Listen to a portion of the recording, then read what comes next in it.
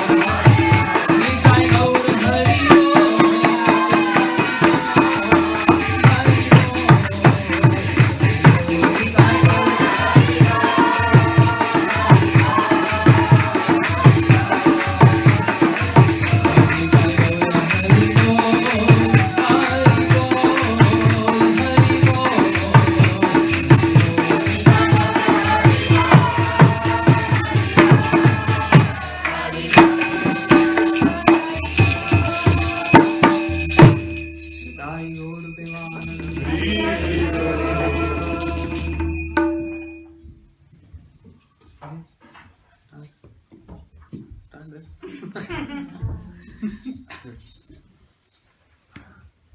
Om Jnanatimirandhasya Jnananjanशलाकया Chakshurumlitam Yena Tasmai Shri Gurave Namah. Gurave Gaurichandraya Radhikaye Sadalaye Krishnaya Krishna Bhaktaya Tadbhaktaya Namo Namah.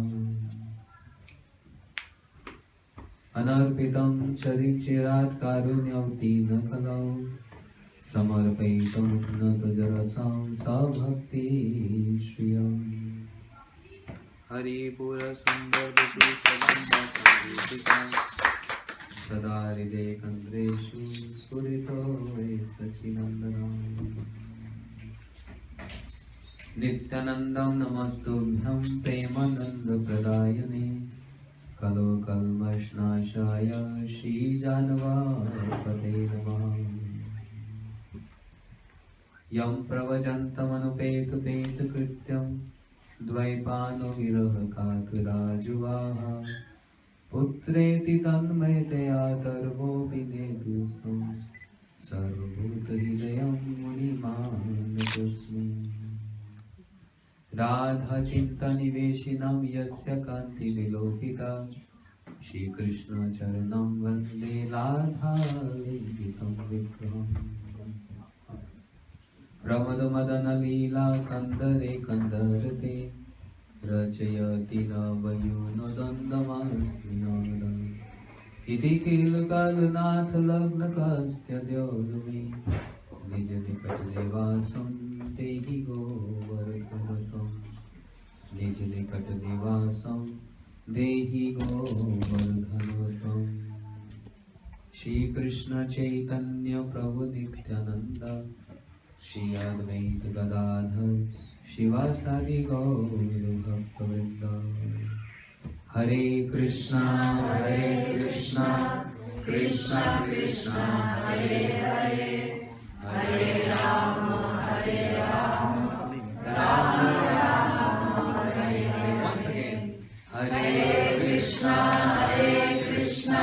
Krishna Krishna Hare Hare Hare Rama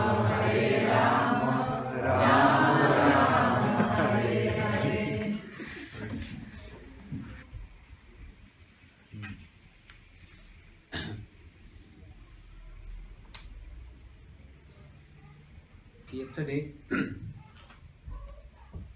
we heard some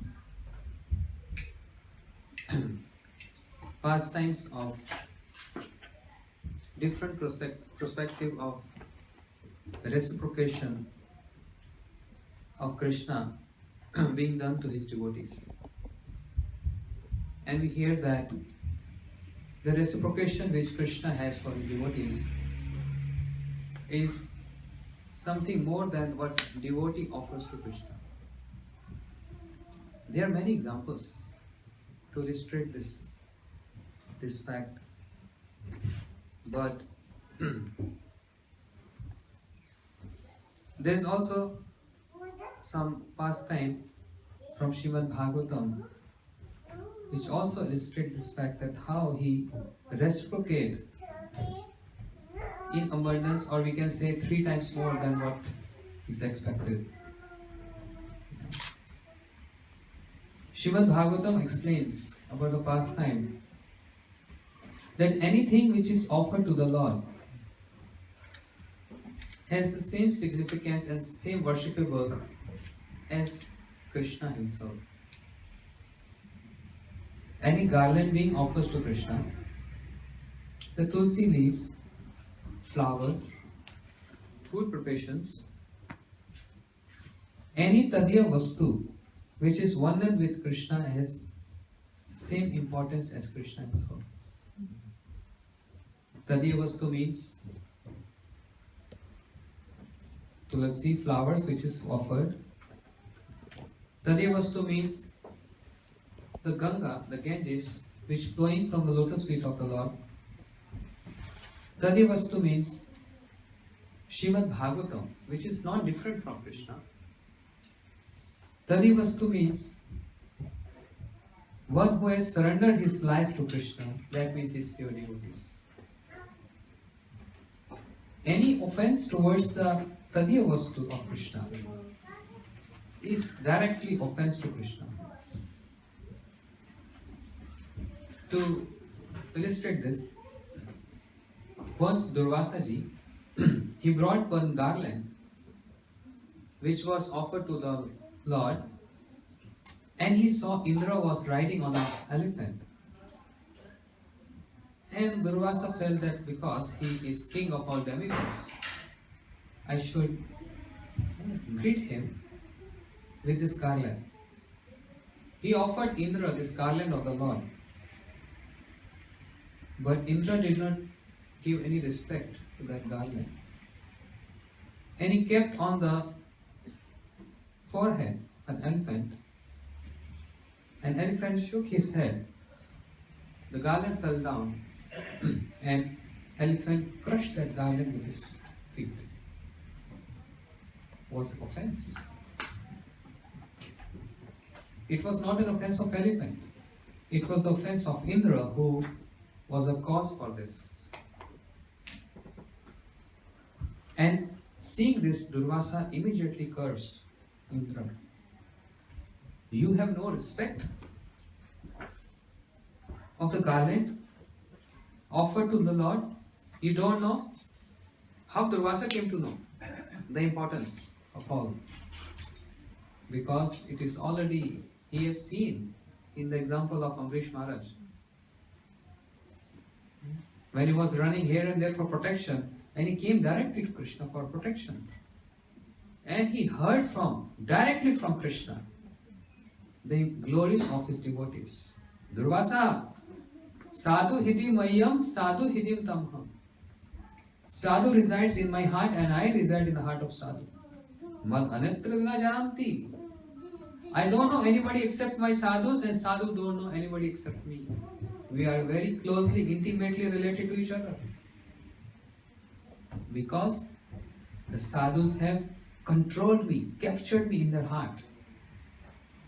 Mai nirvad hidaya sadhu samdarshinam vashe kurvanti mad bhaktaya satpatni satpati.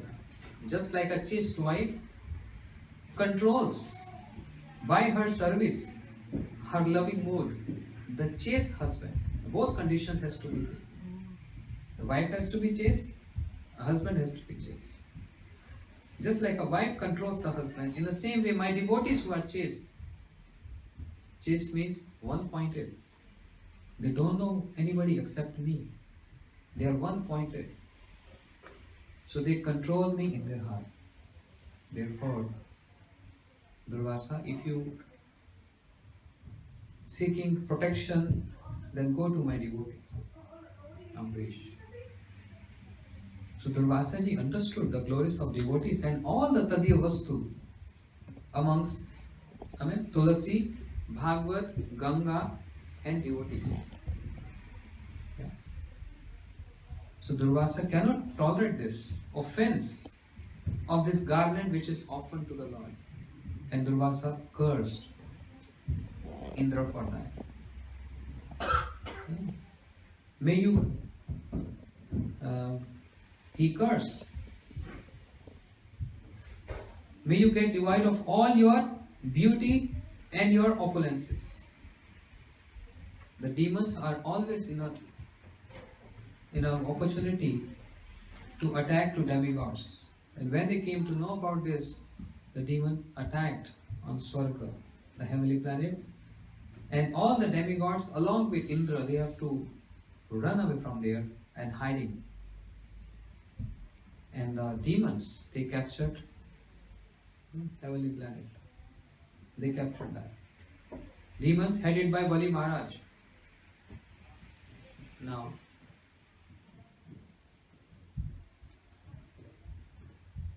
the mother of the demigods, Aditi, she was so much worried. And one day she was very morose, sad. And her husband, Kashyap, asked, Aditi, what happened? Why you are so sad? She said, because my sons have lost their opulences. my sons, demigods, have lost their kingdom. Please help me and give me a son which can bring back the opulences of my other sons. Kashyap has two wives, Aditi and Diti. From Kashyap and Aditi, all the demigods take birth. From Kashyap and Diti, all demons. So same father, two wives, demigods and demons are cousins. But different nature. What is the meaning of demigods? Those who are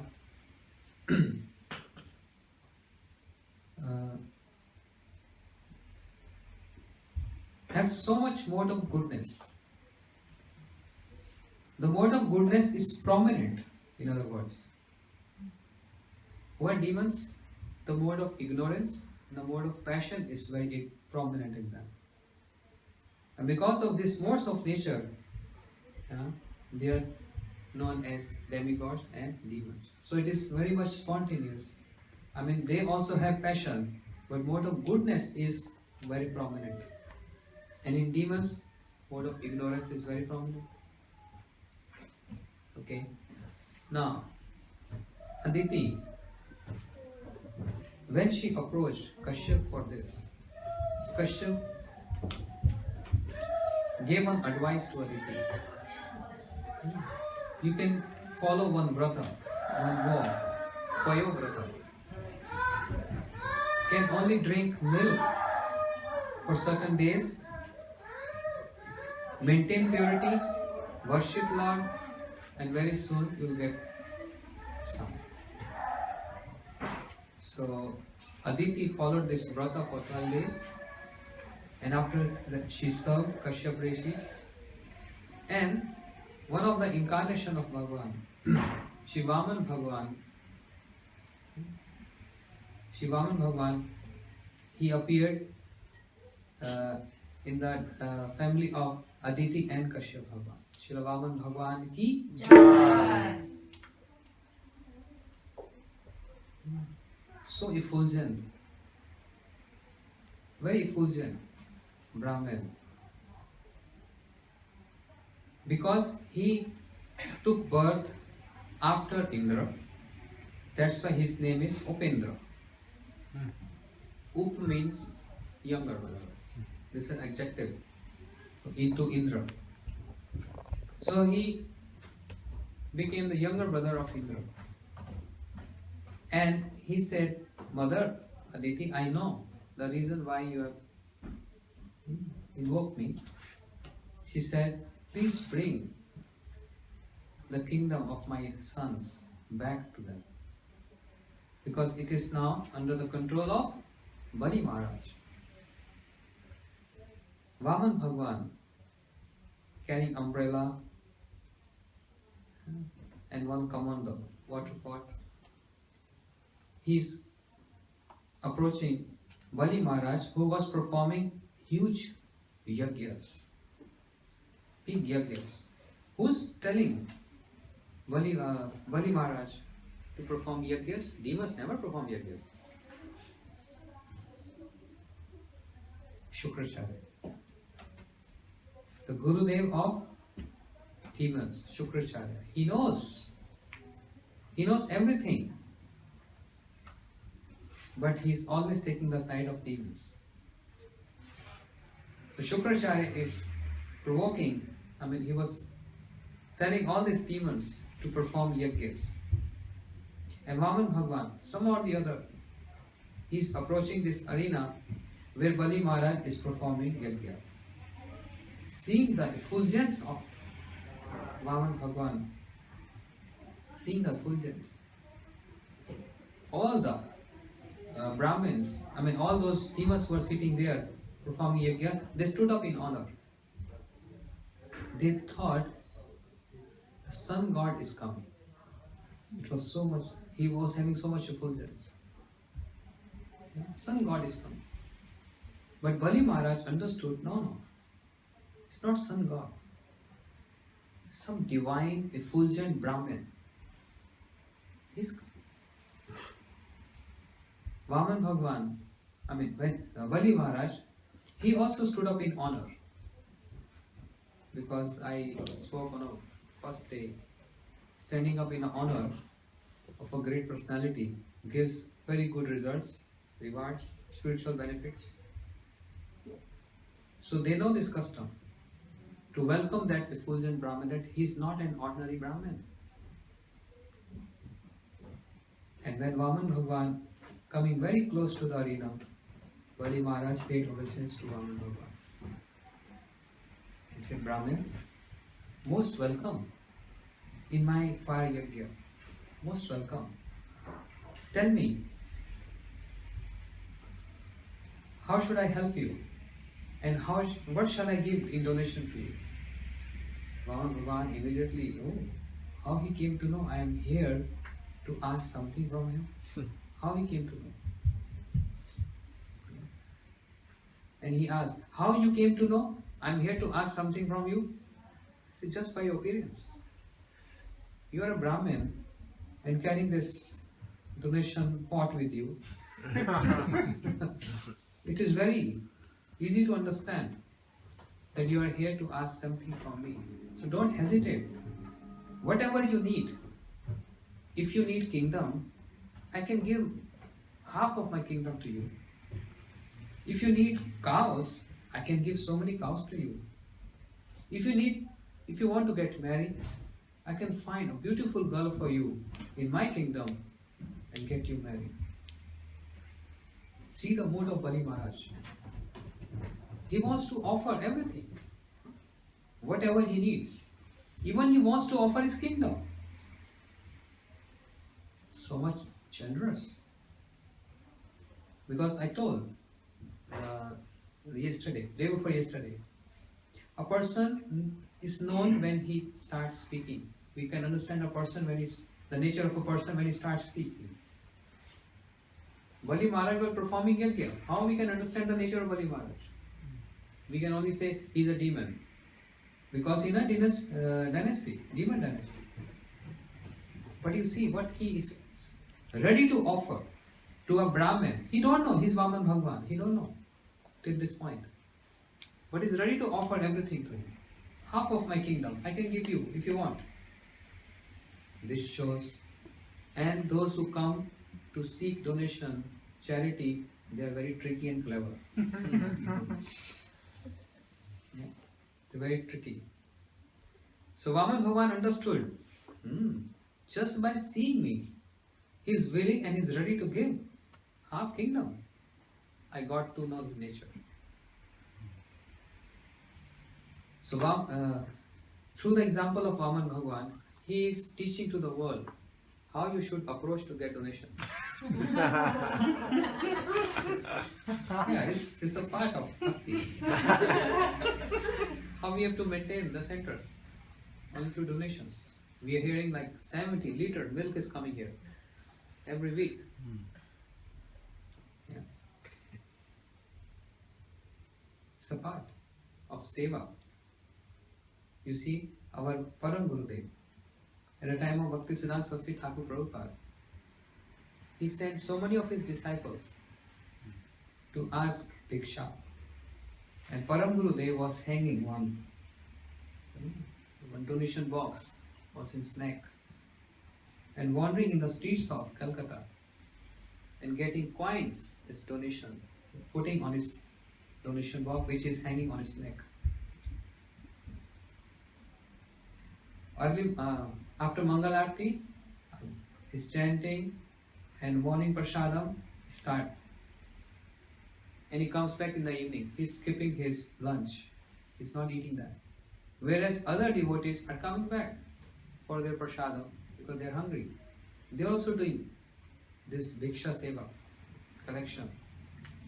But Param Gurudev is not coming back. He's rather in one park. He's just taking rest, a nap. And he again starts his Bhiksha. Because it was so important in those days to run a center, and there was no money at all in the center. There was no money at all. And they are, somehow or the other, they are surviving with small little diksha. Any single coin was valuable. Srila Prabhupada one day asked, I cannot see Vinod Bihari. Where is he? And in the evening, Param Gurudev came and Prabhupada asked, Srila Prabhupada asked, Vinod Bihari, where were you? He said, I was just here. In one corner I was sitting there. No, I don't see you. He said, no, Gurudev, I was just here. He's hiding this fact that I'm not coming back for the lunch, and I'm just whole day out for getting some diksha for Thakurji. Little coins, something. He was hiding, but one day Srila Prabhupada saw this. He was riding on a car and his driver was driving, and they saw Param Gurudev is in the month of June when the temperature is 47 degrees Celsius, and he was lying in a park. He was taking rest. And Prabhupada understood the whole scene, that why he's not coming back to the mud, because he's saving even that travel expense. He's sacrificing his prasadam, his lunch, for the sake of serving the center. So Bhiksha is a very important part. Param Gurudev and all other devotees struggled a lot for this. They was not even having enough money to buy even the leaf plates to put prasadam on and eat that. Srila Gurudev explains, he used to explain us how Param Gurudev and some devotees, brahmacharis at Chaitanya Math, Mayapur, they were digging a hole and putting rice and spinach and eating them. And after eating, they are just covering that hole and again digging for the next day, once a day. No money to buy even the leaf plates. So Gaudiya Math, those days, it was a struggling time. There was no ISKCON at that time. It was the beginning of Gaudiya Math, the Gaudiya Sampradaya. But then later, one personality came, and because of him, so much money started coming. Goswami Maharaj, another disciple of Bhaktisiddhanta Saraswati Thakur Prabhupada, and he was tricky, very clever. Yeah, in India, in Calcutta, he just went to big marketplace, and he took small young boys with him. And because he was very fulgent personality, like a gentleman, and wearing coat and pen, and he just went to one shop and said, give me your records, I want to see your records. And they all asked, who are you? He said, I'm a sales tax officer. I want to see how you're maintaining your records. And everyone was scared. He said, no need for records, just sit, but you need to have some tea or some cold, something we can bring for you. No, I just need to see the records, because no one has come. Did anyone came to check the records? No, sir. So I'm here from the government. Show me your record. Immediately. I was scared because in India everyone have loopholes and they don't maintain the records. And they try to bribe him now. Sir, anything we can do for you? You trying to bribe me? No, sir, just anything for you, for your comfort. He said, well, I don't need anything, but you see these young children with me? I'm just helping them for their education and for their food and lodging. I'm just helping them. If you can help them, I can help you. He understood. He said, yes, where is their ashram?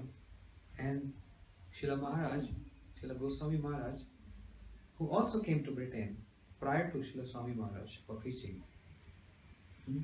he gave the address of Chaitanya Math, Mayapur, and said, just give some clothing, some food to this address, That's all. I don't need anything from you.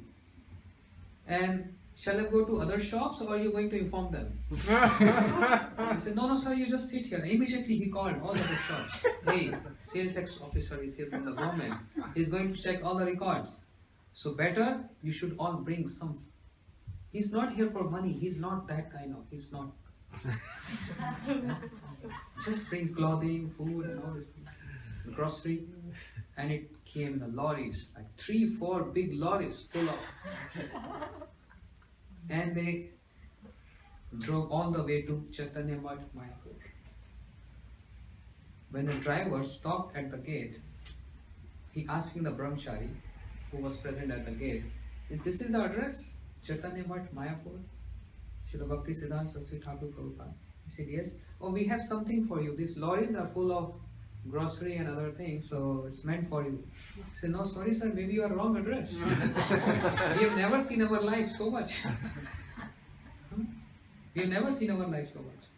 So no, this is right. So there was one person who gave this address, and they unloaded that lorry, and the whole stores are full of for like 6 months. And they were shopkeepers who keep on giving every 6 months. Wow. From him, this started. The money started coming to Ganagamatas. And how he got encouraged, inspired to become a devotee? Because of Param Gurudev. Because of Param Gurudev. So this is how. Then slowly, gradually money is coming, and many big business people, they started taking initiation from Srila Prabhupada, and the movement was smooth. And the money was used for the publication. That was the priority. Srila Prabhupada said, my mission of making this center, 64 center, is only to promote my books. The same mood was taken by Srila Swami Maharaj, Srila Prabhupada. So anyhow, so Vamana Bhagavan is showing a tricky way. If you are seeking donation and you're approaching a person, first you have to glorify him.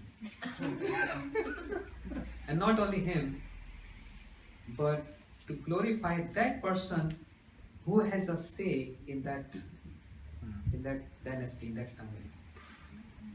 So Vamana Bhagavan understood Shukracharya is a prominent person. And the dynasty, he knows his dynasty. "Oh Bali, what to speak of you? You are so generous person." Because he heard this. He wants to give him half kingdom. "Bali, you are so generous person. Oh, your father, your forefathers, they were so generous. Yeah. Your Gurudev, Shukracharya, oh, what to speak of him?" This is the weakness of a disciple. What is the weakness of a disciple? If you want to please any disciple, just glorify his Gurudev. Yes or not? Yeah. If any stranger comes here and said, "Oh, once I saw your Gurudev, Srila Bhaktivedanta Narayana Goswami Maharaj.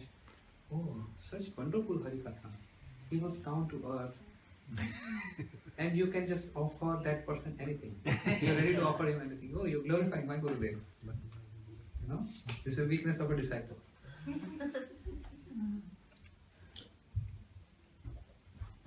So Srila Vamana Maharaj, Srila Vamana Bhagavan, he started glorifying.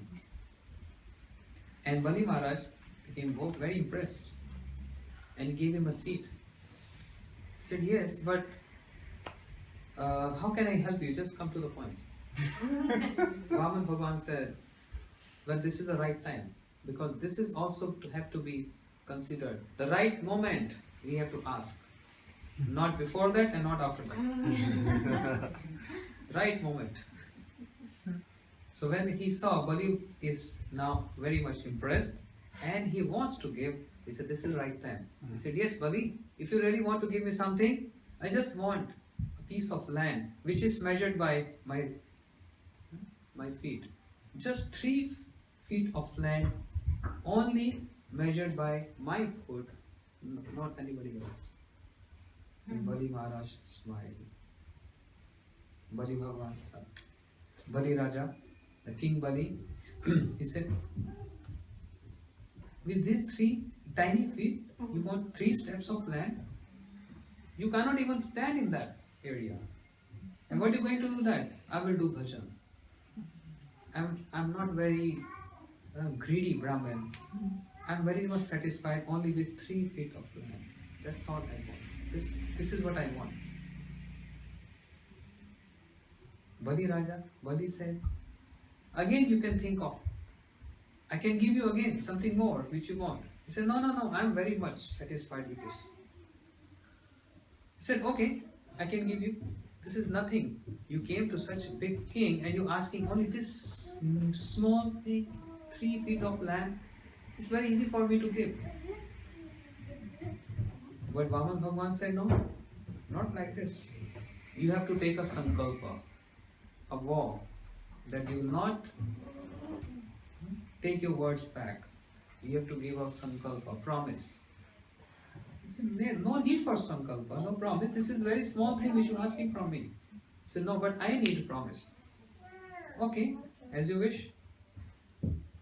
When this conversation was going on, Shukracharya was told by some people, what are you doing here? Swaha, Swaha. You're doing this fire sacrifice and your disciple is getting robbed there. Go and protect your disciple, otherwise you will lose everything. Shukracharya came running to the scene. Bali, stop it. He saw Vamana Bhagwan. What are you doing? Don't promise and don't give him what he's asking for. He's a very tricky person. You don't know who he is. You don't know who he is. He said, Gurudev, he's a Brahmin, very fulgent Brahmin. No, he disguised as Brahmin. He's Vishnu. He's Vishnu. He's showing you very small form and 3 feet of land he's asking from you. But when you give a promise, you know what will happen? He will expand himself. Trivikram form. And with 1 feet of land, he will measure the whole planet Earth. With other feet of land, other feet, he will measure the whole universe. And where are you going to give the 3rd feet? So don't believe him. He's Vishnu. He is here to cheat you. He's a tricky person. Be aware of it. Shukracharya is saying this. And Bali Maharaj is thinking, how my Gurudev came to know he is Vishnu. Shukracharya is Gurudev of demons. That means he also has some divinity. And it is true. Shukracharya understood his Vishnu.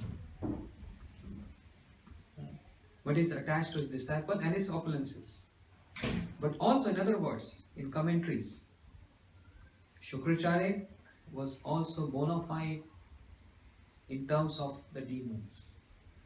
Because otherwise, how he would have detected that he is Vishnu? He's not an ordinary person.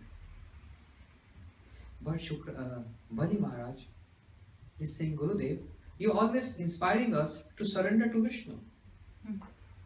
But now if Vishnu is here to beg something from me, to ask something from me, I'll be foolish if I'm not giving to him. I didn't know before he is Vishnu. You telling me he is Vishnu. I believe your words. So what is the harm in giving to Vishnu? I'll be the most fortunate person on this planet today that Vishnu has come to me and asked something from me. And I tell you, I want to give him whatever he wants. If he wants to take my kingdom, I'm ready for that. Just let him take. I'm the most fortunate person today if I'm giving something to Vishnu. No, Bali, don't do this. Because he will take everything of yours. He will make you beggar. You don't know, he is coming to help demigods. He is coming to help Indra. Shukracharya again and again. And he's also showing Shastras. Nowhere in the Shastra it is said that you give every of your possession and not keeping anything for yourself. So I'm just ordering you Be careful. But Bali Maharaja said, Gurudev, don't come in between today. Don't come in between. And Bali Maharaj is thinking, I was ready to surrender everything to this Brahmin. And now my Gurudev is telling this is Vishnu. So I am now more than 100% ready to surrender everything to him. But why my Gurudev is coming in between? Why my Gurudev is coming in between me and Bhagwan and my surrenderness? And I would do which had never anybody has done before. I reject my Guru for this. It's offense. Rejecting Guru. But when it comes to the point of Guru is telling us not to surrender to Krishna but surrender to me. Yeah? Not to Krishna. Who is Krishna? No need to do anything to him. I am the only one. Yeah? So Bali Maharaj immediately rejected Shukracharya for this. Therefore Bhagavatam says, Guru na sasyat, sajano na sasyat, pita na sa, swajani na sasyat. Who is the idol Guru? The idol Guru is Naraji, who's making everyone Krishna consciousness, who's making everyone near to Krishna, making everyone devotee of Krishna. He blessed so many personalities. Dhruv Maharaj, Prahlad Maharaj, Prachetas, King Prachinvari. He also helped Srila Vyasadeva, who wrote Srimad Bhagavatam. He helped Valmiki, who wrote Ramayana. He helped Hunter, who was killing animals. Naraji is the idol Guru. He never says, only surrender to me and not surrender to Lord. He is inspiring everyone to surrender to Bhagwan. So Naraji is idol Guru. Otherwise, that Guru who always speaks about himself and not to surrender to Krishna, that Guru is to be rejected. Brother. Who is idol brother? The idol brother is Vidura, who is speaking harsh word to his blind brother Dhritarashtra, who has lost 100 sons in the battlefield of Kurukshetra. Still he wants to become a king. And Vidura told Dhritarashtra, brother, he spoke very harsh words. After losing your 100 sons, what do you think you are now? Will you survive on the remnants of Bhim now? Don't you understand anything now? Leave this attachment to become a king and go and do your bhajan and make your life successful. Very harshly he spoke. And Dhritarashtra got this very seriously. The harsh word of his brother. And he went to Haridwar on the bank of Ganga. Dhritarashtra and his wife Gandhari, they performed bhajan and they got Vaikuntha. He's the idol brother. Otherwise, who has rejected the brother? Who has rejected the brother? Any comments? Vibhishan rejected his brother Ravana. Because Ravan is against Lord Ram. Vibhishana rejected Ravan. Who is idol father? And who rejected father? Who rejected his father? Who was against the Lord? Prahlad Maharaj rejected Renunciation, his father. Yes. But then who is idol father? Rishabdev. In Bhagavatam, Rishabdev had 100 sons, and one day he called his 100 sons, come my sons, come here. I want to give you a great wealth today. And all sons thought, oh, maybe we'll get some portion of the wealth today. And Rishabdev, what wealth he wants to give to them? Rishabdev told them, Naham de de bhajam nirloke kashtam kamam artham vidbhujam. My sons, Krishna has given this body not to enjoy like two animals, dog and hog. This body is not meant to enjoy like dogs and hogs in the street. Then, Father, what is the purpose of this life? Tapo divyam putraka. Rishabdev told, this body is meant to serve the Lord. So Rishabdev imparted this knowledge to his sons and they started performing bhajan. He is the idol father. Whereas Hiranyakashipu was being rejected by Prahlad Maharaj. Mother. Who is rejected mother?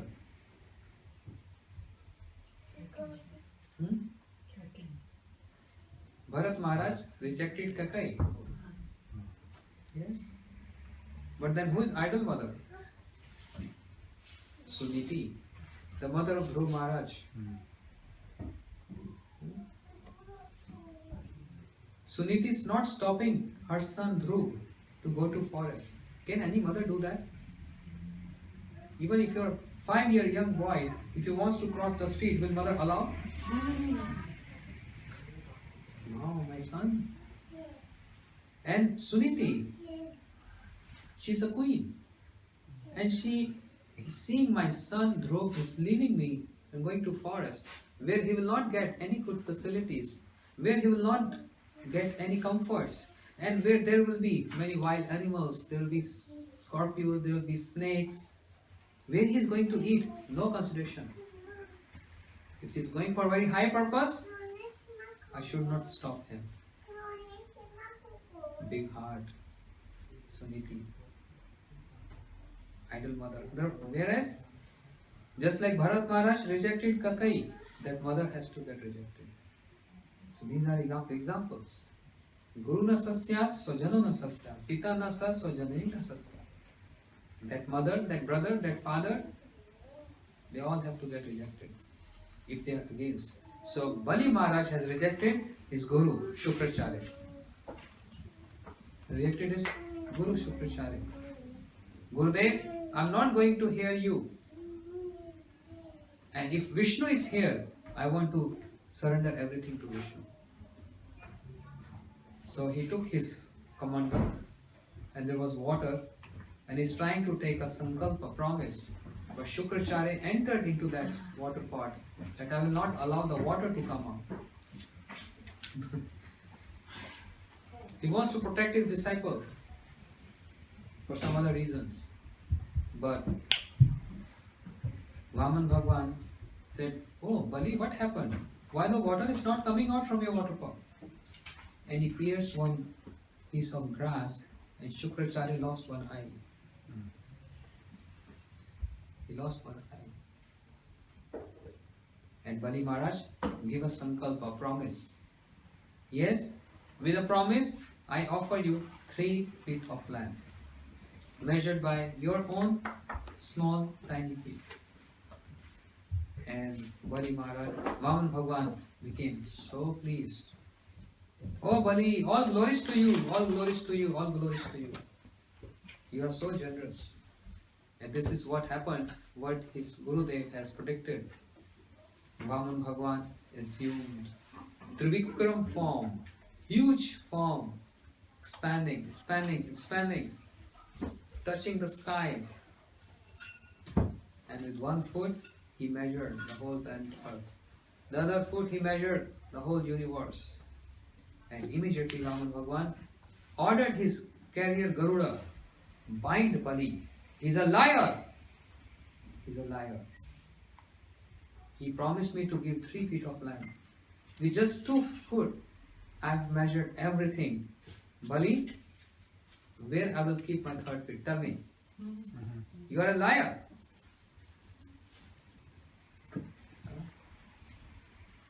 Bhagwan thought, I am very clever and tricky. He don't know my devotees are more tricky than me. Tell me where I keep my 3rd feet. And Bali Maharaj, because of his surrenderness, Just imagine, he can reject his guru to serve Vishnu, to serve Bhagwan. That means there is something in him. He's not foolish, he's knowledgeable. And what he said, Prabhu, can I ask you one question before you chastise me for not fulfilling my promise? He said, yes. Who is superior? Bali Maharaj asked this question. Who is superior? The donation is superior or the donor is superior? This is my question to you. Vamana Bhagavan said, very easy answer. Donor is superior because he gives a portion of his donation. So donor is superior and donation is inferior. Bali Maharaj smiled and he said, this is the answer. So Prabhu, you have taken everything.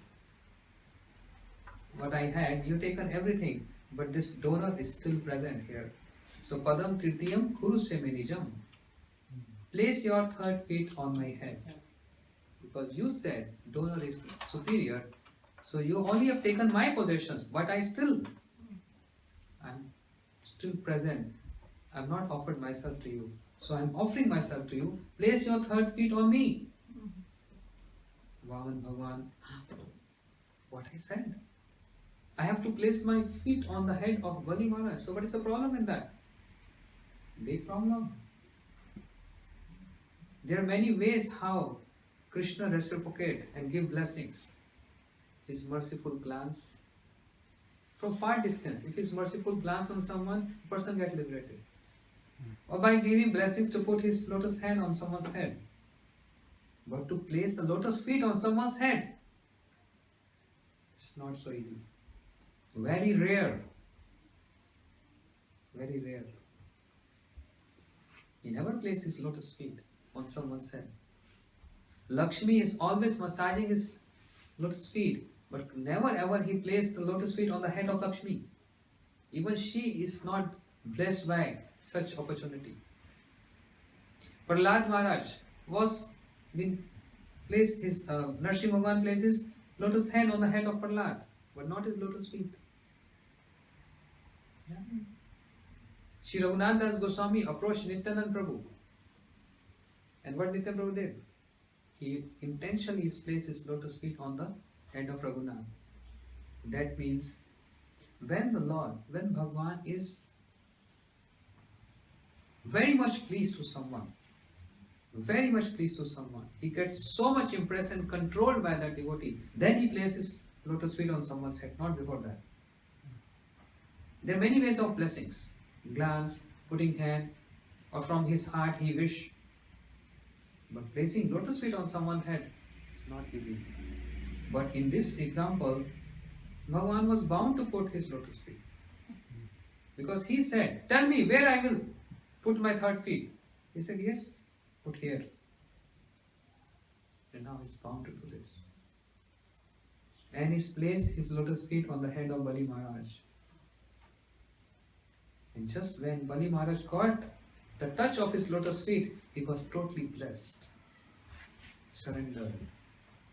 And Prahlad Maharaj and all demigods, they immediately appeared there.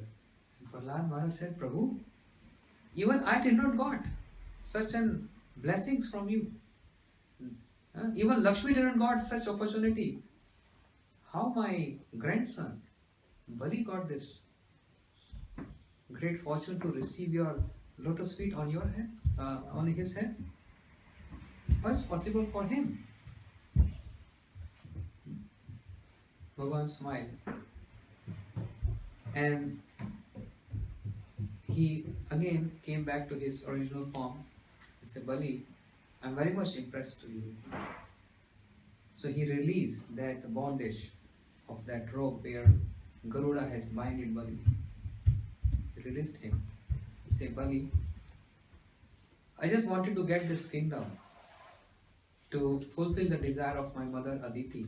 Just give me back this Swargaloka, which I already taken from you. But don't worry, I will make you Indra. But not now. Because I promised my mother, I will get back the kingdom of your son's kingdom back to you. But next Manvantara, you will be the Indra. This Manvantara, which is going on, the name of Indra, because there are names of Indra. The name of Indra is Purandar. The name of Indra is Purandar. But the next Manvantara, the Indra will be Bali Maharaj. Because Vamana Bhagavan promised, Bali, next Manvantara, you will be the Indra, king of demigods. But I am not leaving you empty hand. I am giving you something more. What is that? Go to Sutal Lok, lowly planets, which is even desirous of demigods. They also want to get this. It is full of opulences and comforts. May you become king of Sutal Lok.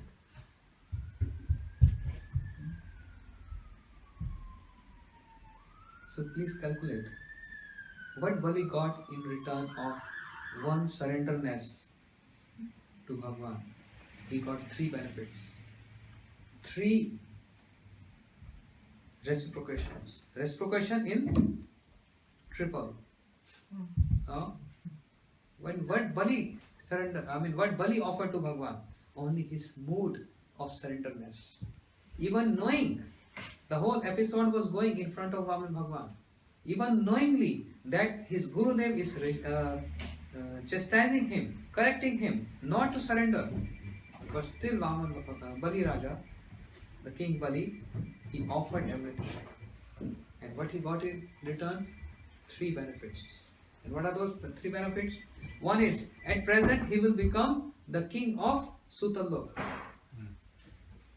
Next Manvantara, he become the king of demigods. And at present, king of Sutal Lok. 2, third is the lotus feet of Bhagavan. What Indra got in return? Just he got his kingdom back, that's all. Imagine. So Bhagavan has no partiality. No partiality. Our devotee take birth in the dynasty of demigods or the dynasty of demon. Devotee is devotee. And Krishna is possessed by the mood and surrenderness of devotee. Krishna is possessed by that. So he reciprocated in 3 ways. What are 3? King of? And then? Next life. He becomes Not Indra. lifetime. Next Next Manvantara. He'll become Indra. And then, third one, the lotus feet of the Lord on his forehead. 3 benefits. This is the continuation of what we heard yesterday, how Krishna reciprocates. How Bhagavan reciprocates. Not in ordinary terms, but his reciprocation comes. Can you imagine? King of demigods. How one become Indra? One who has performed 100 lifetime following pure Varnashram Dharma. That person is given a destination of Indra. He becomes Indra. And Bali Maharaja just got by his surrenderness. Indra, and he became a devotee. Surrenderness. Atma Nivedan. Just now she sang this. Atma Nivedan tuva pade kori vainu param suchi. Dukhe dure gelo chinta na rahilo chaudi ke anand dekhi. Atma Nivedan. And what Bali Maharaj had done, Atma Nivedan. He just surrendered himself. Being a demon, king of demon. Yeah. He is the grandson of Prahlad Maharaj. His father was not devotee. Who was the father of Bali Maharaj? Who was father of Renunciation? Prahlad Maharaj?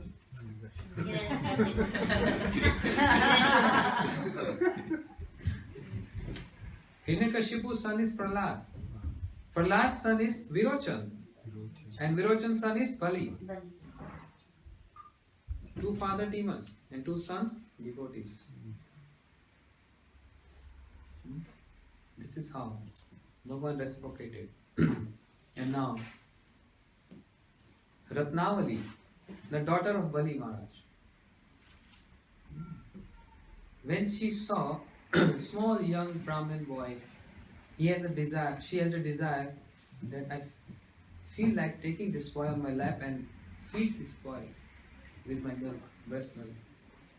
But when she saw, oh, he's so crooked, he showed a different form, but now he's assumed a big, huge form. I want to kill this boy with my poison. And the same Ratnavali, she came as Putana in the past tense of Krishna. Then his wife also came. Bali Maharaj's wife also came on the scene. He said, Prabhu, shall I say something? He said, yes, sure.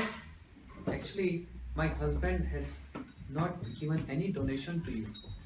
He's not donating anything to you. Donating means something in my possession and I'm giving to others. This is called donation. But everything belongs to you. He has just surrendered your belongings back to you. So this is not donation. This is just called surrenderness. Vamana Bhagavan was already impressed with the mood of Bali Maharaj, but now he is also impressed by seeing how the wife of Bali Maharaj is also so much devoted.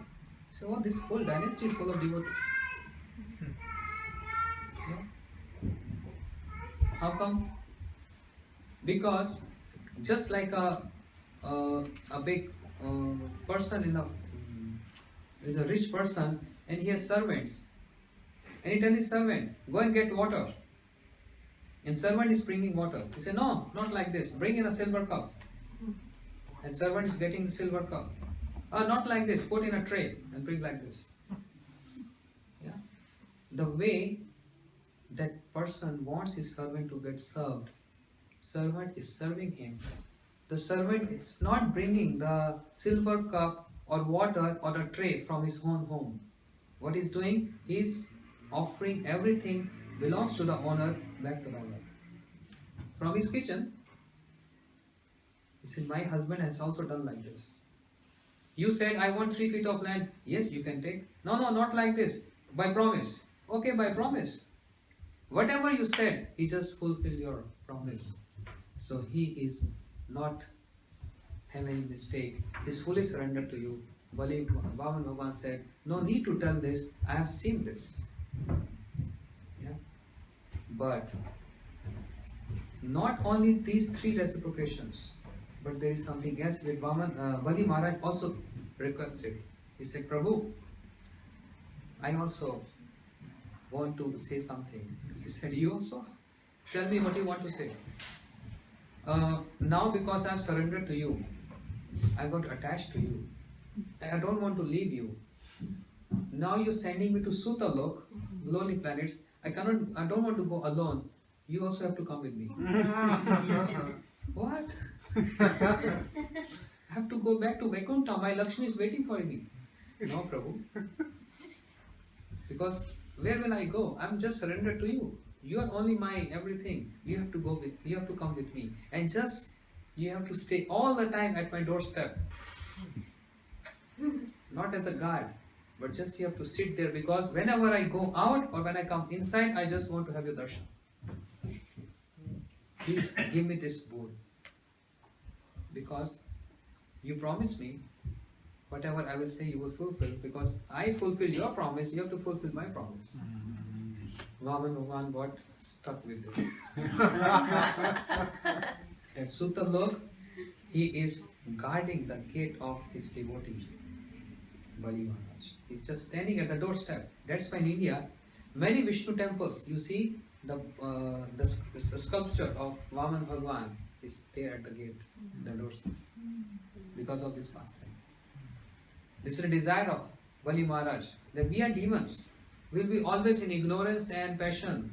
If you are with us, there will be some hope. Then every time Bali Maharaj going in and out, is only seeing his Lord, Vamana Bhagavan, standing there. It's been many days passed like that, many months passed like that. Lakshmi is waiting in Vaikuntha. My Prabhu has went for some pastime, he never returned. What happened? And Naraji came to Lakshmi. You don't know? Lakshmi said, no, what happened? Your Prabhu, your husband got stuck. He went to steal something, but he got captured there. No, I don't understand. What are you saying? She got panic. Yeah. Then Naraji explained everything what had happened. Lakshmi said, really? Oh, then that means I have to stay alone here. No, I cannot leave my Prabhu. I also want to go where he is, or I want to bring him back. So Narad, just tell me something, how I can bring my husband back. And Naraji said, like your Prabhu disguised himself as a Brahmin, you also disguise yourself as Brahmani. Because Bali Maharaj is very generous. Any Brahmin or wife of Brahmin approach him, he is ready to give all charity, everything. So she disguised herself as Brahmani and she came to Sutalok. She came there and she said, I'm a Brahmani, I'm a Brahmani. King Bali, I heard a lot about you. You are so generous, your dynasty is generous. And Bali Maharaj is little alert now. There is a person who came before also spoke these words. And who is she? Is constrained. So Lakshmi said, I want some charity from you. He said, yes, I'm here ready to give whatever you want. No, but you have to take a promise first. Now he's alert. He said, never again. No promise. Because whenever I promise something, I lost everything. And I don't want to get lost anything more because now I have everything with me. Everything with me, my Prabhu is with me. I'm attached to him. So no more promises. And he said, I can give you everything what you say, but I will not promise. She said that there is no point asking from you. I heard you are a very generous person, but charity always comes by a promise. So you have to give a promise. When she insisted like that, Bali Maharaj said it's not good to refuse a Brahmin or a Brahmani. Better I should take a promise. He said, yes, I take a promise. Whatever you ask, I will give you in charity. She said, please return my husband. I'm Lakshmi. The Vaikuntha is empty without him. Just give him in charity to me. And Bali Maharaj was in tears by him. What? I knew something is going to happen. I knew this. But anyhow, I'm here to serve everyone. So if it is pleasing to Vamana Bhagwan, if it is pleasing to you, I'm ready to give this. So finally, Lakshmi took back Vamana Bhagwan, but cannot take Vamana Bhagwan out from the heart of Bali Maharaj. He is always constantly thinking of this. It's a continuation of my yesterday class, how Krishna and how the incarnations, they reciprocate, not in an ordinary terms, but they reciprocate in according to their profile, according to their status, 3 times more or 4 times more or 5 times more. I don't understand. So Vamana Bhagwan is an incarnation of Krishna who came to get some charity, get some donation. But there is one Bhagwan who came to give charity. Vamana Bhagwan came to, descended to get charity for some specific purpose. But there is one Bhagwan, incarnation, who came to give charity, the greatest donor, which never appeared before. Who's that? Namo Mahavadanyaya Krishna Prem Pradayate Krishnaya Krishna Chaitanya Namune Gaur Mahavadanyaya, greatest donor. No one can be big donor than Mahaprabhu. No one. Bali Maharaj gave his possession, he surrendered himself. But Mahaprabhu surrendered also, not only himself, but that mood of that Brajabhav, he gave that. Krishna Prem Pradayate. Nothing can be more greater than Krishna Prem. No of other incarnation has ever given this before. Anarpitam charing chirad karunyavatin kalo samarpetam undatujarasam swabhakti shriyam. Such high mood Mahaprabhu is giving this. And how is reciprocating? Mahaprabhu, his reciprocation surpassed the reciprocation of all other incarnations, even Krishna. Yeah. How come? Those personality, those persons who have no any pious, have not performed any pious deeds in their life, who are most sinful, yeah, those who are most wicked, negative wicked. I'm hearing some new words. Wicked is also like sick.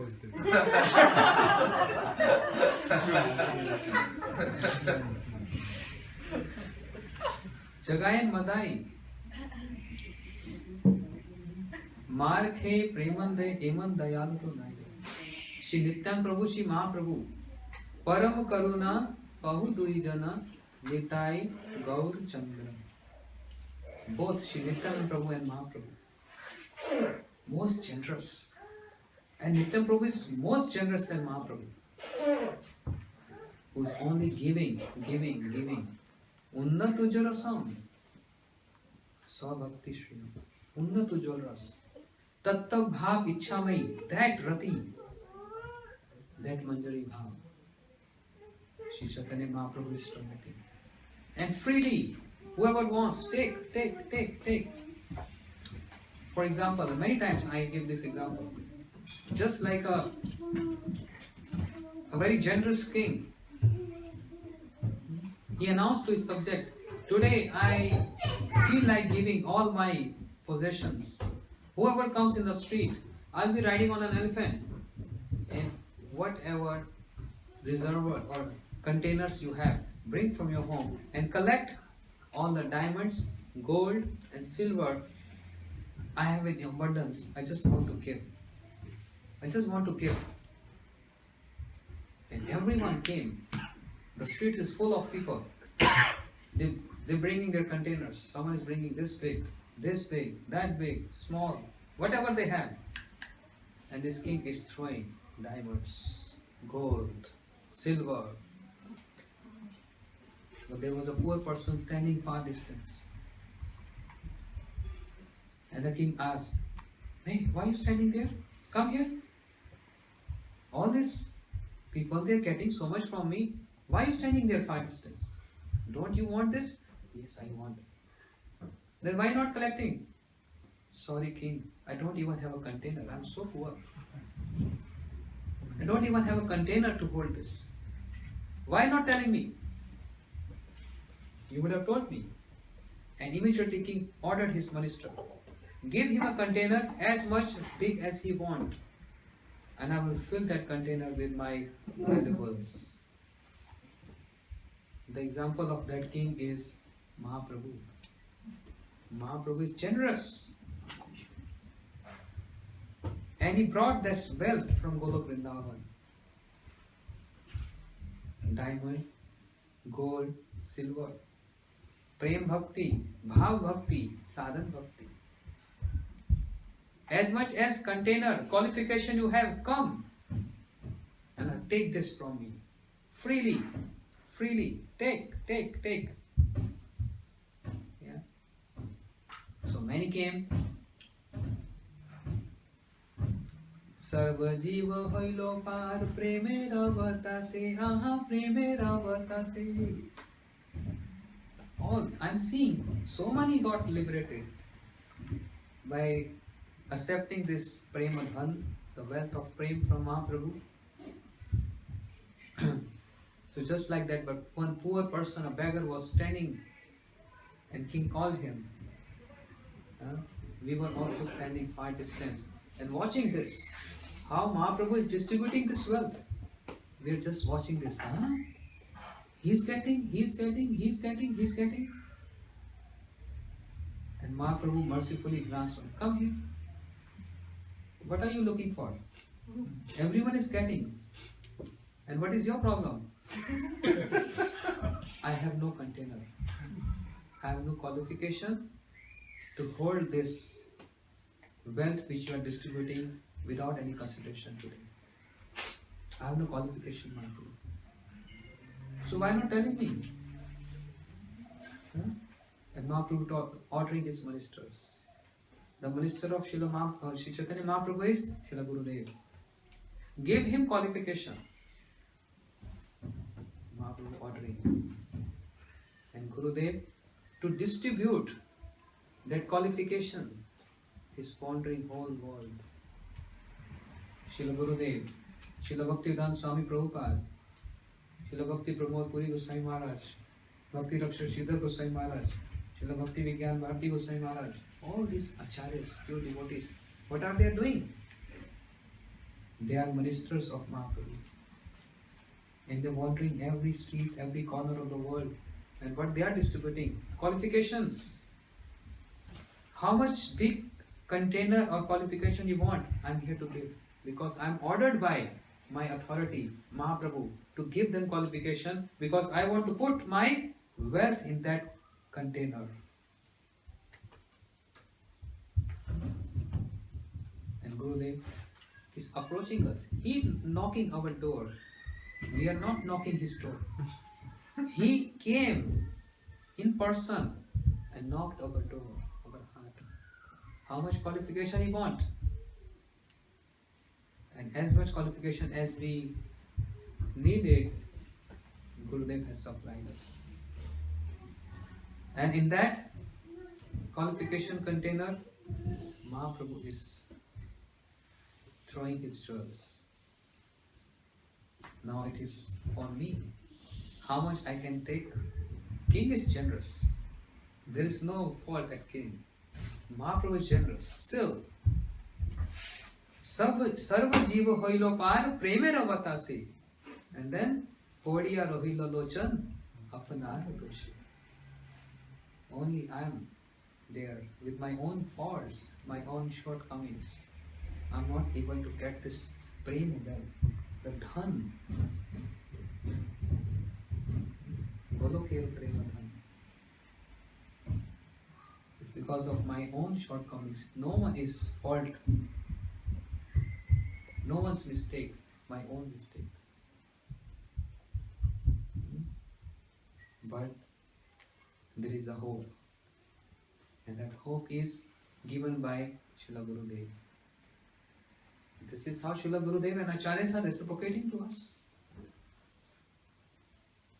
Krishna is calculative. Very calculative. Ye yatha mahaprabhavante tam sakai bhajamyam. You worship in whatever proportion, I reciprocate the same proportion. But Gurudev, all Guru Parampara, Sri Chaitanya Mahaprabhu making it easy. So reciprocation, what do we mean by reciprocation?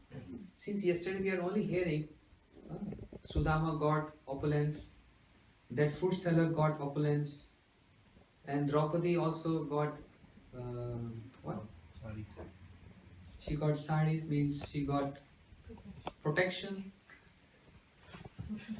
Not saris, she got protection. Vamana is thinking of saris. She got protection. Yeah. And what Bali Maharaja got? With his surrenderness, he got attached to Bhagavan. He became Indra, he became king of Sudha. That's not primary thing. What is that?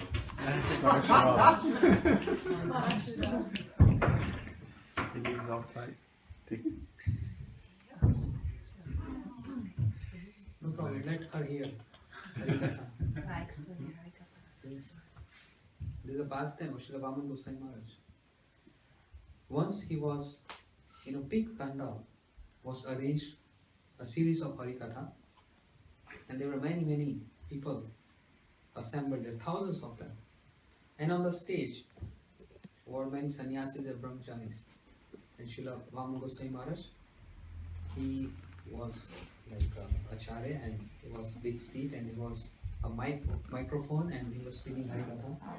And all of a sudden, a big snake just came on the stage. Big, huge snake.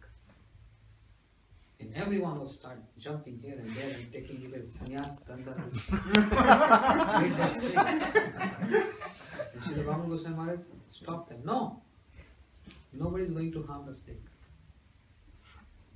So they were all scared. Which direction he will go? The snake immediately came in front of Srila Vamana Goswami Maharaj. Just like his hood, like this. And his least affected. He was not affected at all. He is not moving at all. Whereas everyone else is also for protection of their Gurudev, they were moving. But Srila Vamana Goswami Maharaj was just very quiet. Yeah? And like there's one microphone, there's another microphone. And he's speaking Harikatha. When Harikatha was over, the snake went away. Next day again, when Harikatha was there, snake came. And after Harikatha, it's going back. Not harming anyone, just came to hear. Can you imagine the potency of Mahabharata? Even snakes are coming to hear the Harikatha. Even ghosts are coming to hear the Harikatha. What to speak of demigods coming to hear the Harikatha? Because Krishna has a promise. Mad bhakta yatra gayanti tatra tishtami narada. Wherever my pure devotee is speaking Harikatha, I reside there. So we don't know in which form this snake, who is this snake and who is this other animals, they're coming to hear Krishna Katha, some Harikatha. So this is coming back to our reciprocation. What we have given to Gurudev and what Gurudev has given to us. In terms of if we see the reciprocation. Gurudev, please initiate me. What you giving in return? Yes, I have so much to give to you. But you have so much to give to me? I have lust, I have anger, I have envious, I have greed, I have multiple, I have great wealth of this, big stock of this. Take. This is what we are offering to Gurudev. And in return, what is the reciprocation? What is giving us? Golokera prema dhana Hari nama sankirtana Golokera prema dhana Hari nama sankirtana Golokera prema dhana. The wealth of Golok Vrindavan Srila Gurudev is giving. Diksha kale bhakt kore atma samarpan Se kale Krishna kore tar atma sam. In the time of initiation, a devotee surrender to Krishna. At the same moment, Krishna manifests himself in front of a devotee. This is the process of initiation. Initiation is done. We all are initiated. But no access to Krishna. Why? What is the problem? Because Diksha has not completed yet. It is only an admission in the school of initiation. It's only an admission. Diksha is not completed. We are on the process of initiation. Because initiation, Diksha kale shishya kore atma samarpan. First, surrendering senses, surrendering the urges of mind, surrendering the intelligence, surrendering the soul. Complete surrender. Atma nivedan. Yeah. To whom? To Guru and Krishna. By surrendering this, what happens? Say Kale, immediately at that moment, Krishna kore tar atmasam. Krishna is there in front of you. 100% Diksha completed. Krishna is there. Krishna Prem is there. Yeah? So it varies to person. How much we have accomplished the process of Diksha. I cannot claim I have completely got initiation. Did you got complete initiation? Yes. You have completely written your name in the register of initiation. But the process is still waiting. It needs to be complete. So, always we are giving bad things to Gurudev and he is supplying, reciprocating, supplying the wealth of Golok. Harinam Sankirtan.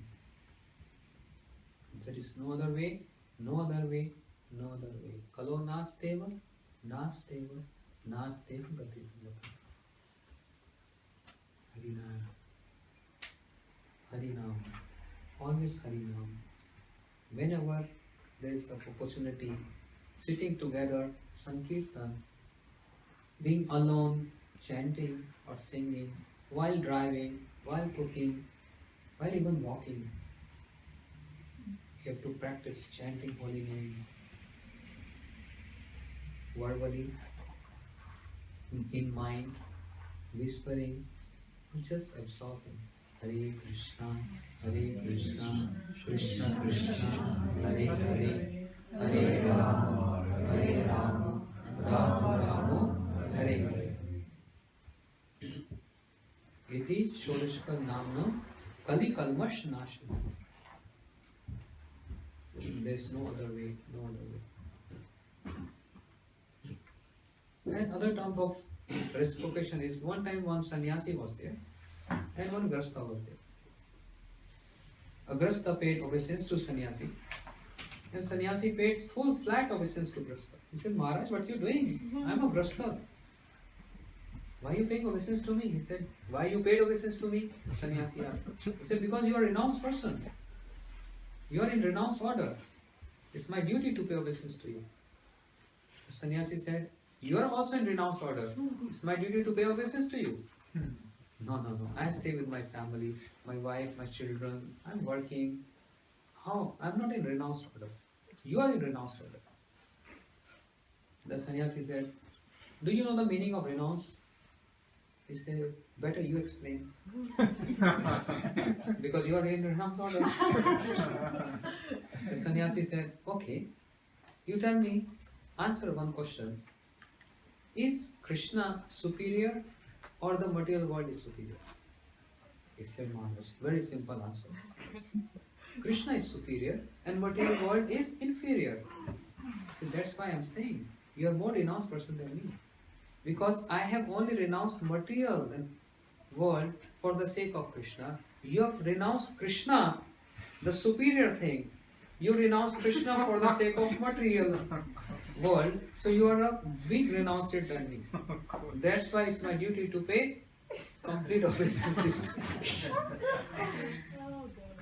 I have renounced only material world, inferior. You have renounced Krishna, superior. So who is more superior renunciate person? So we see so many renunciates outside. Yeah? They are the ones who are renunciate. And who are we? Enjoyers. We are not renunciate. But we are enjoying the cult of bhakti. The process of bhakti. Today, noon, we had a class. We just showed them in the place. And very good, nice things came out. Everything is interrelated. Enjoyment and renunciation is just like if we put water in the milk, what happens? Milk and water get mixed together. It's difficult to separate them. In renunciation, there is enjoyment. And in enjoyment, there is complete renunciation. What material world is doing? Enjoying. And more they are enjoying, what they get? Renunciation. Renouncing that, because enjoyment has some saturation. And after saturation, what happens? They stop enjoying anymore. For example, I give the example of, for instance, I give the example of that cheesecake which he's fond of, and how much he can eat. I can offer him 5 cheesecake he can eat. What about 7th and 8th? He don't want to even see that. Okay, forcefully if I put in his mouth, and if I put the 10th one, the 12th one, no, I don't want to see. Enough. Enjoying this, and that's enjoyment turns to renunciation. I don't want to see this. Whereas renunciation always lead us to enjoyment. Here enjoyment means spiritual enjoyment. We are only renouncing the bad elements.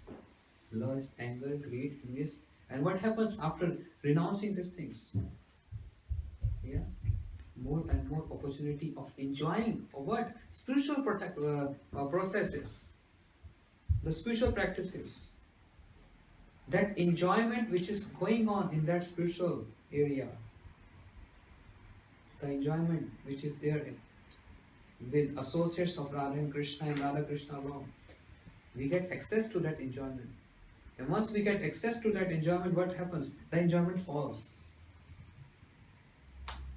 Shuddha Sattva Vishesh Atma.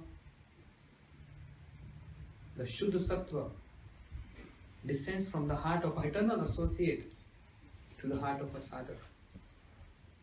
And we get access and capable for that enjoyment. Enjoying what?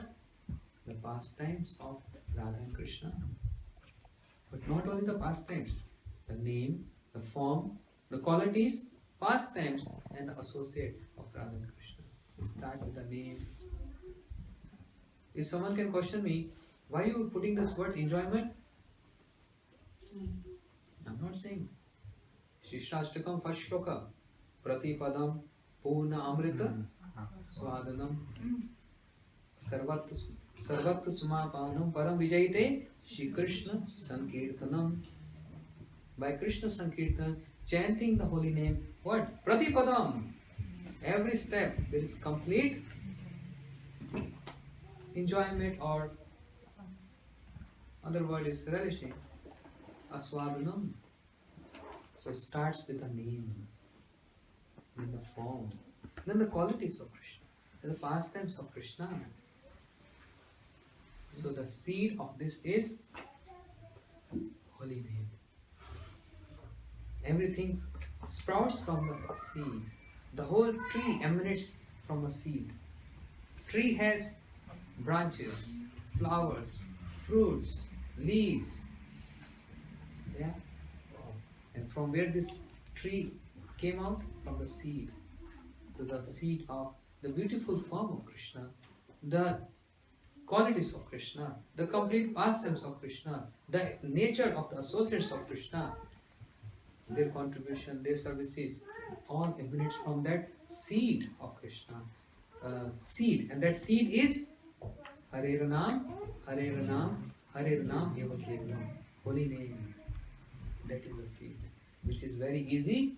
Rakhaite shuite yatha tatha naam lay desh kala niyam nahi sarva siddhi.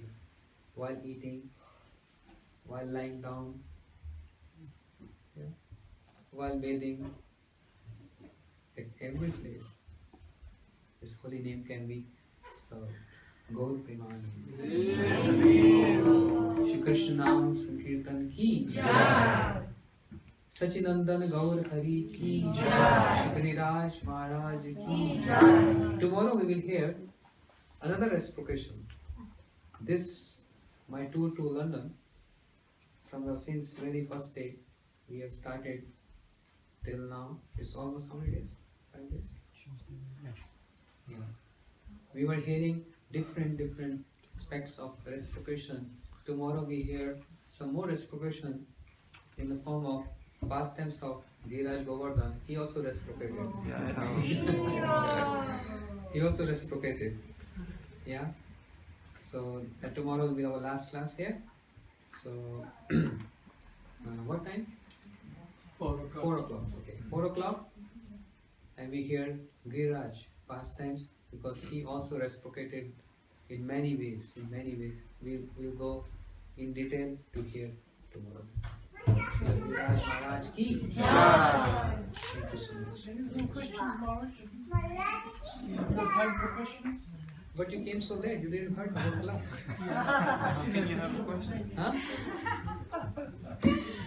Right, it's about the great mystical Vaishnavi Mirabai. How would you describe her relationship with Krishna? Is it like the Manjaris, the Gopis, or Radharani? Mirabai. Mera bhai, my brother. Mirabai.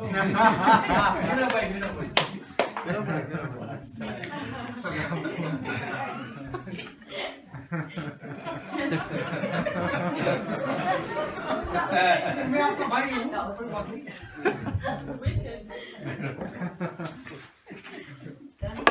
So mere bhai, Mera bhai was none of these categories which you have said. She was none of them. No. What is the relationship between her and Krishna? She was a great Vaishnavi. Yes. And during So that time she was a great devotee. Yes. And But what's she your was. opinion about Mirabai? Yeah, she was having different mood. She was having mood of Swakiya, means to, just like the mood of Rukmani Satyabhama, the queens of Dwarika. So she was more in the mood of the associate of Dwarika, Dwarkadish Krishna, not Krishna of Vrindavan. The Krishna of Vrindavan was different, and Krishna of Dwarika was different. So is this mood inferior to that of the Manjaris and the Gopis? Of course. Yes. But to explain this, we need at least 2 hours. Maybe more. Maybe more, because it's a very deep study. Yeah. Mirabai is totally different personality. And Manjaris, there's no words to describe there. But at the time of Mirabai was Srila Rupa Goswami. You have heard his name? Yes, absolutely. Yes. He was also present in Vrindavan. And Mirabai was chanting day and night the names of the Lord. But she is not getting along to Krishna. No darshan. Did they meet Srila Rupa Goswami and Yes. Mirabai? They actually She met. came to Vrindavan to search for Krishna. But she is not getting. She is getting little. What is? And she came to know a great personality, Srila Rupa Goswami. And she tried to approach him. And Srila Rupa Goswami advised her, the mood which you have for Krishna, you cannot get perfection in Vrindavan. For that you have to go to Dwarika. Okay? Your mood is Dwarika mood, like the queens of Krishna in Dwarika. That mood. So, on the advice of Srila Rupa Goswami, Meera, she went to Dwarika, and within few days she got immersed into the Dwarkadish. That's where they spent her final days. Yes. So her mood is totally different of the mood of Radharani and the Gopis. They're totally different. A gulf of difference. Okay. Tomorrow 4 o'clock. Maharaj, we just did it in 5 minutes or less than 5 minutes instead of 2 hours. No, because then I have to explain what is the mood of Gopi and Radharani. But he's very intelligent, he understood everything. Very good, very good. I hope it will not take 2 hours. Can one understand what's one original mood is in Diksha initiation by receiving Diksha mantras? Sorry, again? Can one understand, can a disciple understand what his mood is or his eternal spiritual form during Diksha initiation or while receiving Diksha mantras? Yes, a disciple can understand when the Diksha process is complete, 100%. Not before that.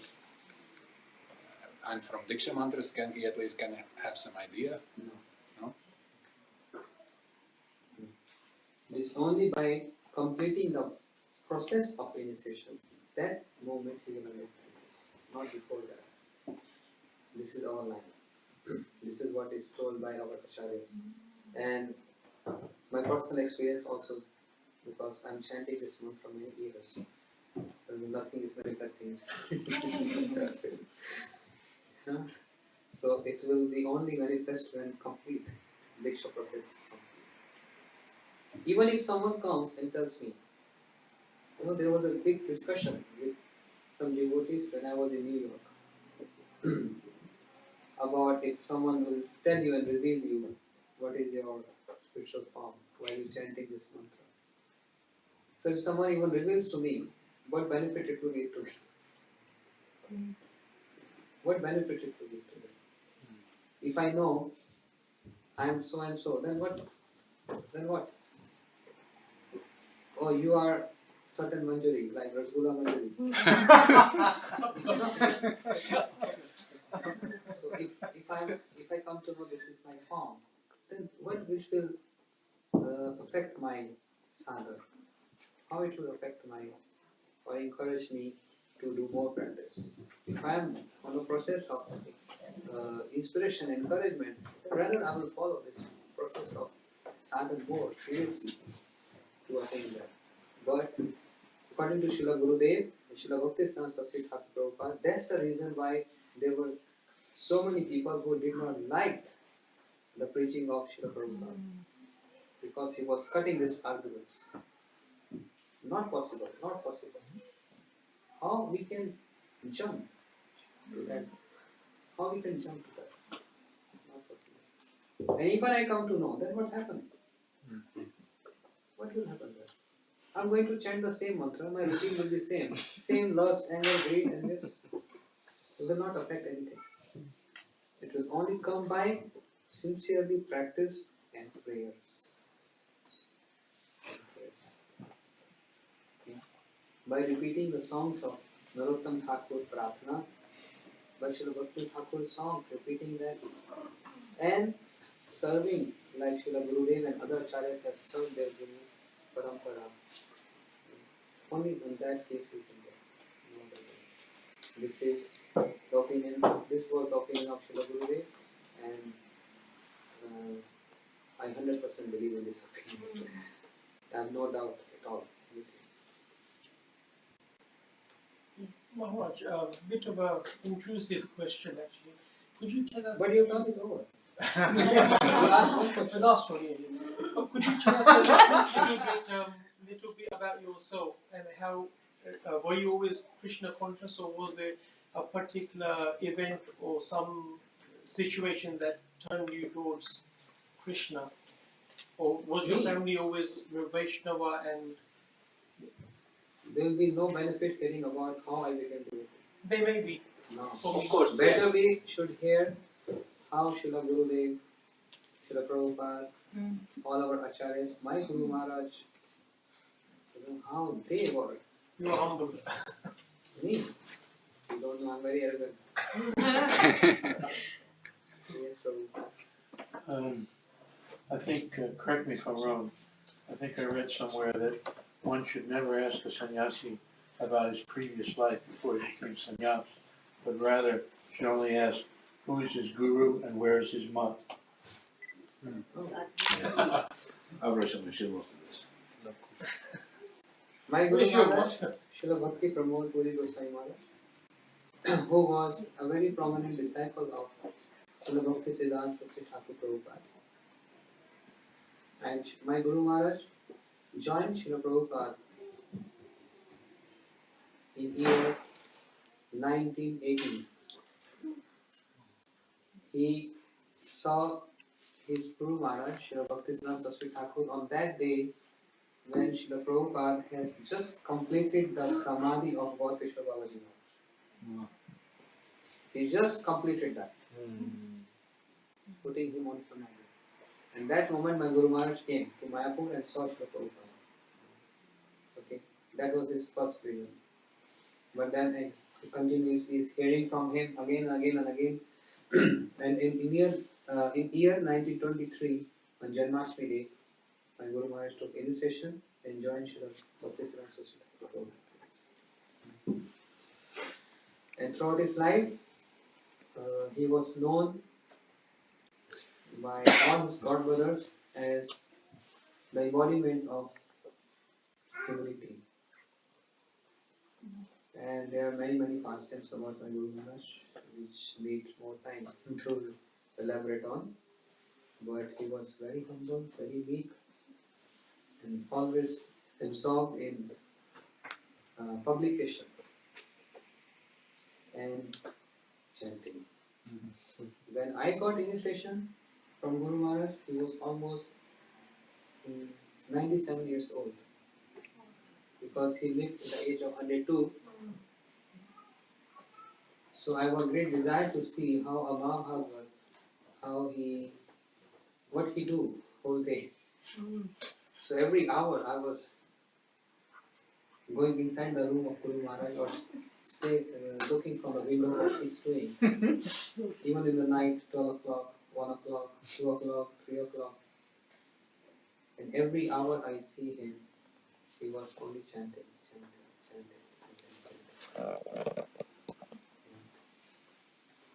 I never saw him sleeping. Never saw him. Sometimes he's getting some nap, but never ever he ever slept like he's lying down and sleeping.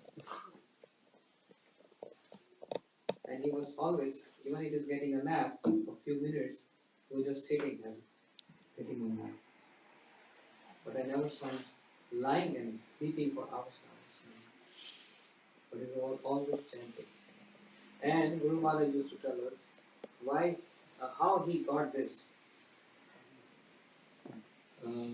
from where this potency is working out, that he is able to chant so much. He is giving credit to his Guru Maharaj, Bhaktisiddhanta Saraswati Thakur Prabhupada. Because when he was young, he joined the mission. Srila Prabhupada engaged him in the publication. And in those days, no technology and no advanced media to bring the books. And it was only manual, everything. And Guru Maharaj was working whole day and even nights to write articles on yearly magazine, 6 monthly magazine, the monthly magazine, fortnightly magazine, weekly magazine, and daily newspaper. So much was going on in those days. Can you imagine daily newspaper? And Guru Maharaj was writing articles and also producing books. So there was so much to be done. So much in those days. Not so much support. Provided it was also ordered by his Guru Maharaj, and it was an order to everyone, Grahastha ashram or Sannyas ashram. Everyone has to chant 64 rounds a day. So one day, with very humble mood, my Guru Maharaj approached Srila Prabhupada and said, I have something to say. Srila Prabhupada said, yes. There is so much seva, so much service in publication. Sometimes I feel very hard to accomplish 64 rounds. I am doing this, but if you allow me to chant little less, it will be good for my services. By hearing this, he was assuming that Srila Prabhupada gave him some concession in chanting, but Srila Prabhupada asked him, how many hours you are sleeping? The Guru Maharaj replied, sometimes 4 hours, sometimes 5 hours, in 24 hours. And immediately Srila Prabhupada replied, yes, from tomorrow sleep 2 hours.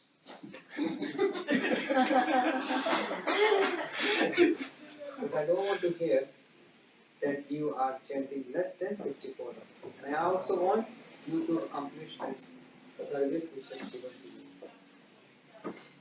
you. If I hear this order from my Gurudev, it's like striking a thunderbolt on me. Yeah.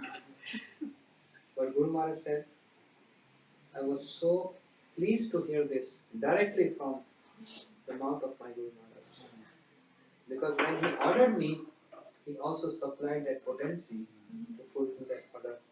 And he used to tell, see, I'm 100 years now. Still, my hand is allowing me to chant on the beats. It's only by the mercy of my Guru Maharaj, Bhakti Siddhanta Saraswati Thakur Prabhupada. So, in terms of chanting, in terms of writing, and many, many other things. Sometimes I will explain this. Yes. Maharaj, you have mentioned about mixing and having too much of good things. I like to hear where do you keep the balance? Is there anything to balance it, or Balance for what?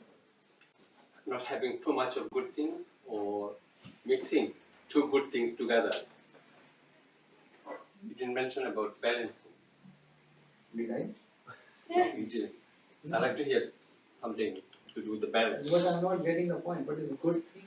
And I never No, you cannot have too much of good thing, any good thing. For example, you cannot chant 24 hours because you need 4 hours or 5 hours to rest or sleep. Or No need to rest. then you will be exhausted and then No, you you will will not. stop. No. We are assuming this. But those, I tell you one example. There was a person overweight. The doctor told him, you should run every day 1 hour and reduce your weight. And this person is just, running and walking 10 minutes and I cannot. Doctor said, you can. Go ahead. You can. Start with 10 minutes. After 1 week, you'll find you can do 15 minutes. And he got encouraged, he started doing this. That fat boy, he started doing this practice every day, week, and starting with 10 minutes. And after 1 week, he was doing 15 minutes, but 10 minutes was not bothering him. And after 3rd week, he was able to do 30 minutes, and then he was thinking, oh, before it was only 10 minutes, it was nothing.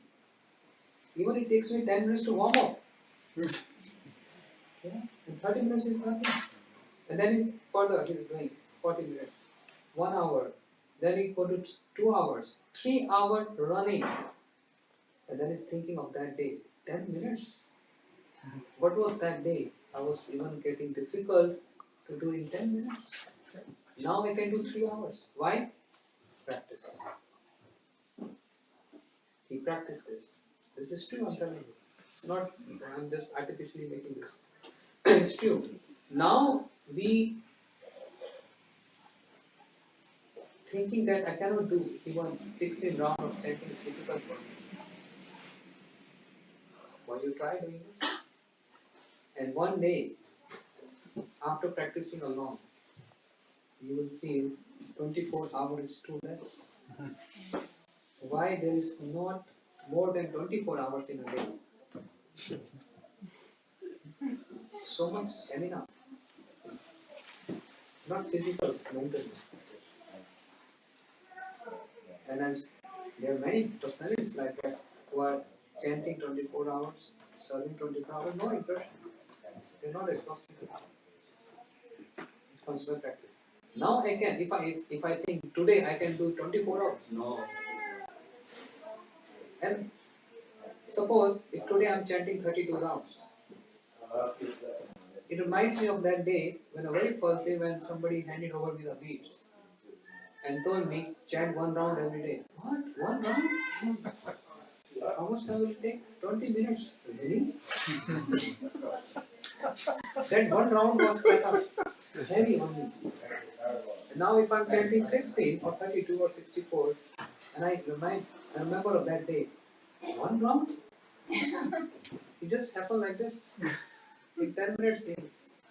And by practicing, it only takes 6 minutes to complete 1 round, which took me 25 minutes in the very first day when I started doing this. Prabhu, how much minutes you need to chant one round? I'm sorry, How many minutes you need to chant one round? me? If I pay attention, 5-6 minutes. Yes. And when you started, the very first day in your life? Oh, well, before, 10 minutes, 15 minutes. It was like that. When I started, it took me 20 minutes. And I was seeing, when it is going to finish.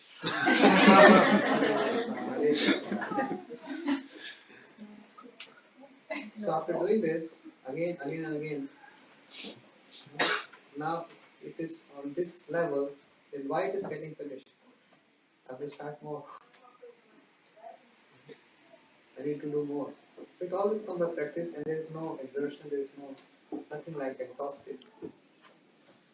This is something which gives spiritual insight, a bliss in performing this spiritual activities. The many devotees here, chanting 20 years, 30 years, same name, they are not bored at all. Chanting more and more. Yes, it's true. They are chanting from birth, 2 birth, 3 birth.